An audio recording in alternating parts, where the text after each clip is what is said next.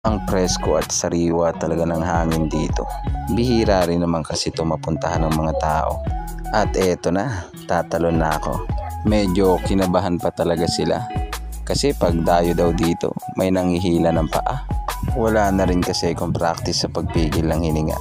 Ay, konting langoy pa lang, hiningal talaga.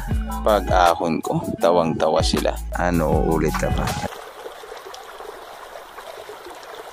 Naglalakad kami papunta ng ilog. Sabi ko kay baby magdahan-dahan. So medyo napagod na siya kaya binuhat siya ni Kuya Adrian. Ang ganda ng lugar dito. Kahit saan ka tumingin, luntian.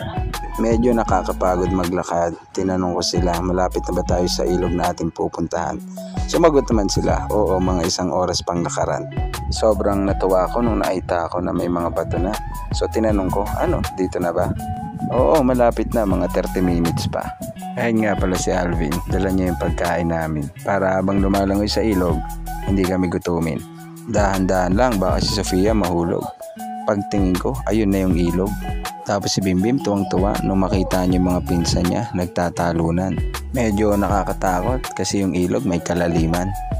Mamaya-maya akin tong susubukan. So tinanong ko si Kuya, ano ba kalalim yan? Sabi niya mga 20 talampakan. Tapos yung mga bata talagang nagpapasikatan. Habang nagkakasiyahan, si Mama at si MM busy sa labahan. Buti na lang si Sofia may dalang salbabida. Tapos si Police sige talagang pabida. Ayan at tumalon na rin si Kuya. Lahat kami sobrang enjoy sa paliligo. Tapos ayun, nakita ko yung bata nasa may puno.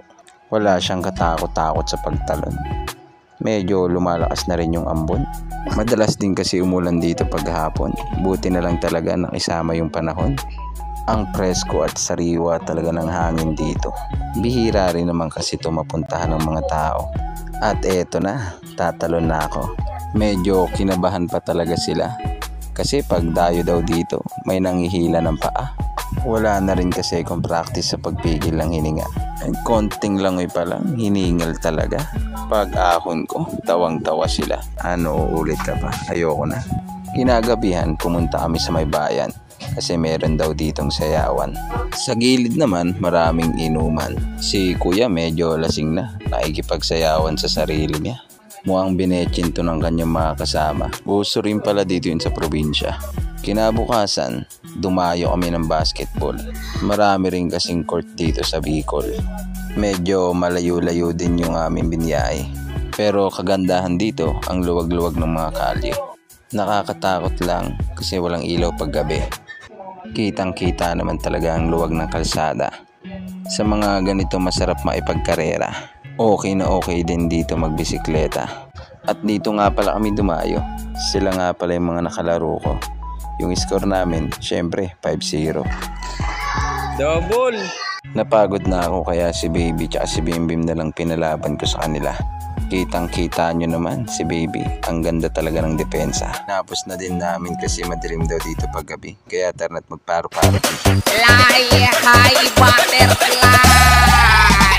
Paro-paro chi, paro-paro chi.